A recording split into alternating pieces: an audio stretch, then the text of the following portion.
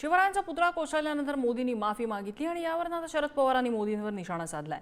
अंगाशी आलं की मोदी माफी मागतात असं ते म्हणाले। तर सावरकरांची आणि शिवरायांची तुलना करण्याची गरज काय असाही प्रश्न पवारांनी विचारलाय।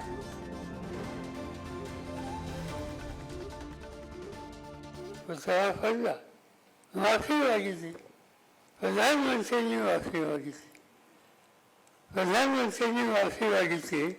त्यांनी जे मी ऐकलं मला माहिती नाही, तुम्ही त्यांचं भाषण ऐकलं तरी त्यांनी माफी मागितली आणि लगेचच सांगितलं की सावरकरांच्यावर टीका टिप्पणी केली जाते, त्यांच्यावर ज्यांनी टीका केली त्यांनी कधी माफी मागितली नाही। शिवाजी महाराजांचा पुतळा पडला, विषय काय? लोकांच्या ते अस्वस्थ आहे सावरकरांचं या ठिकाणी। पण सावरकर आणि शिवछत्रपतींची यांची चर्चा होऊ शकते एकत्र।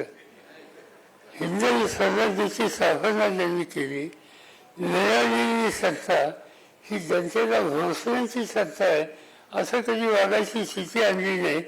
रयतेचं राज्य स्थापन करण्याचा विचार त्यांनी वाढला, त्या शिवाजी महाराज त्यांची तुलना आज देशाचे प्रधानमंत्री कशा पद्धतीने करतात आणि त्यातनं माफी मागितली हे सातत्याने सांगितलं जातं।